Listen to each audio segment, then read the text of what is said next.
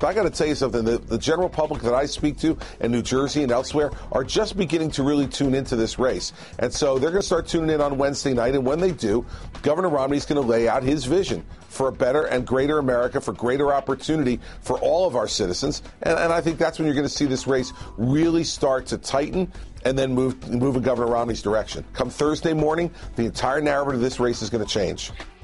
It is the top of the hour. A beautiful morning here in New York City. Welcome back to Morning Joe. Mark Halperin and John Hallman are still with us. And joining the set, NBC News' Tom Brokaw. Tom, good to have you with us. Great to have you, Tom. So Mika, we need some help from viewers. Yes. You need to email us in. Or tweet. Wait, what's the best email or tweet? What's the best email for us? Alex? Joe at MSNBC.com. Joe at MSNBC. Tom Brokaw believes, like ESPN, we need to brand events. Yeah. Now, we need to brand this Wednesday debate. Tom, you suggested the Rocky Mountain Rumble. I like that. Yeah. I like that. We have the Donnybrook in Denver for Mark Halperin. And yours was? The Mile High in L.A. Oh, of course it was that. That's just a start. What? That's just a start. Yeah. So now we need some suggestions. There's our Twitter There you go. address. But you're going, though. I'm on my way today. You're on your way to Denver. I'm on my way today. What are you looking for? Cool. I'm going out to spend time with undecided voters in Golden, Colorado. Yeah. Still is a battleground state. We want to hear what they're looking for on Wednesday night. What bothers them right now. These are always the people that intrigue me. I think Governor Christie is dead right, by the way, when he says people are now beginning to tune in. They're just starting. We've been talking about this for a long time. They're just starting to tune in. They really do in the last 2 weeks, 3 weeks, and then the last 36 hours of a campaign. Yeah. They say, well, I'm going to read the papers again. I'm going to talk to my friends and decide who I'm going to vote on. This is going to be a big event on Wednesday night. So you are going to be talking to swing voters about what they're going to be looking for before the debate. What are you, as a reporter and a journalist that have covered quite a few of these things, looking for yourself? Well, what I'm looking for, I think, which is, if you will, it's kind of where the country is. Have they lost confidence in the direction of the country? Mm-hmm. Who do they think they are most comfortable with in leading them for the next 4 years and recapturing the personal confidence that they have, the sense of economic security that they have? And what are the issues that they think are not getting enough attention in this election? And then we'll talk as well about tone. But I really do think that the malaise in the country in terms of malaise is not the right word. I think that the right word is just absence of confidence in the federal institutions to solve the problems that they live with every day. And Tom, you have background here over the past 3.5 years, as much or more than anybody, because you spent the first couple of years of the president's term driving across the country. On Main Street. On Main Street. I'm still out there. And you're always out there, Tom. You're always Main Street. Well, some people say I'm Upper West Side of Manhattan. Some people say I'm way out there, but no. And so anyway, but you've been hearing that for the past 3.5 years. The people don't really believe that all the solutions are going to come from Washington, D.C. It starts on Main Street. Absolutely. They really are solving most of the problems on Main Street or in the states. I mean, that's where the action is now. Governors and mayors and community leaders are taking it upon themselves to deal with the fundamental issues of their economy, education, the kind of sense of confidence that they have in the country. So very interesting. Over the past weekend, Mark, you had the DNC putting out video clips of a lot of people, including myself, saying what a great debater Mitt Romney is. And then there was a little bit of an online scuffle yesterday because Chris Christie dared to say that this debate would change the narrative of the race. What's going on here? Well, Is it all about expectations? They play this silly expectations game because too many of our colleagues seem susceptible to it. I still think the president has an advantage simply because he's done one-on-one general election debates before, and there are a lot of pressure. And Governor Romney, interesting, in some ways he rises to the occasion and he's impervious to pressure. But if you look at his career at Bain and some of the anecdotes from there, sometimes, he feels it. And I think no one goes into their first one as comfortable as people who've done it before. John Hallman, barring a incredibly strong moment, which could happen, I guess, it has before, can the debates, do you think, especially with what we know about the impact of debates in races past, really make a difference for Mitt Romney? And how prominent are, as Mike Allen pointed out in the data that the campaigns are bringing in, are the 47% comments that Mitt Romney made potentially as a turning point for him, bringing his campaign down? Well, I think, first of all, that it's not just that there are people who are just tuning in. They started tuning in around the conventions, but these audience numbers are going to be much larger than the convention numbers. You had like 30 million people watching on the big nights of the conventions. You can have maybe as many as 50 million watching these debates. So it's a lot of people really focused. Romney has had a very rough run, everyone acknowledges, and he's become, partly because of the 47% comment, it's reinforced the worst negative stereotypes about him. He's become kind of a caricature. Partly the Democrats have driven that caricature. Partly he's fed that caricature. He needs to somehow break that. And I think, look, you go back to the race that this one most resembles in recent time, in the 2004 race. John Kerry was behind by 6-7 points going into the first debate. Challengers tend to get a lift in these debates because they benefit, as we were talking about earlier, from being on stage with the president.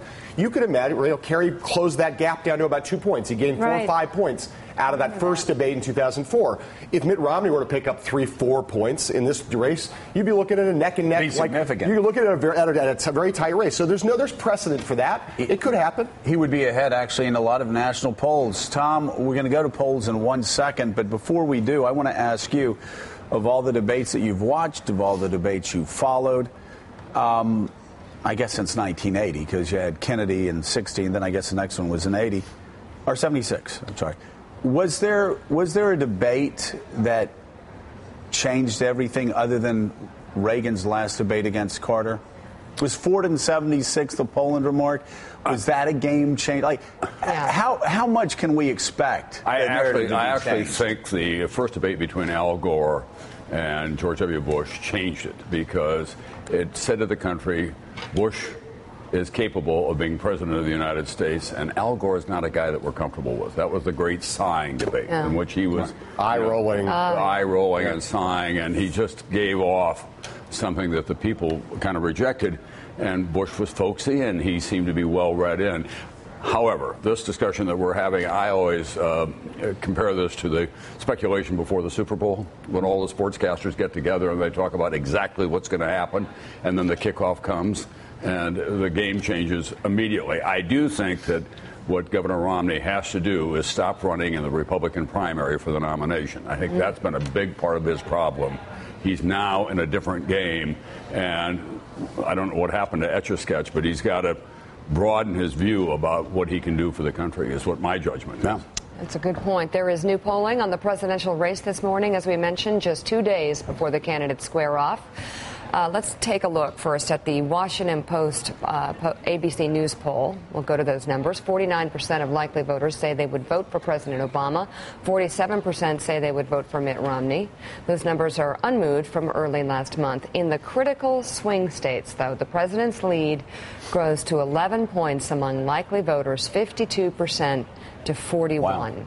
In Ohio, a state where early in-person voting begins tomorrow, a new Columbus Dispatch poll shows the president leading 51 to 42 among likely voters, a 9-point margin.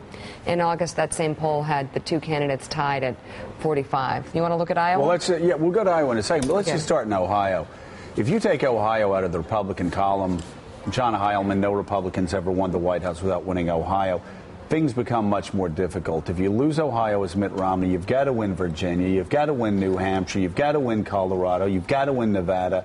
You've got to run the board, basically. Well, remember, go back to what Karl Rove said at the beginning of the general election, which was this 3-2-1 concept, that Romney had to win back big states that Obama had won.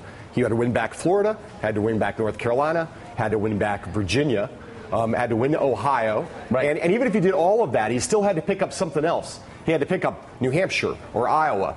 So if you take out Ohio and then you look at how he's running in Virginia, and you just be super generous and say he comes back and takes Florida.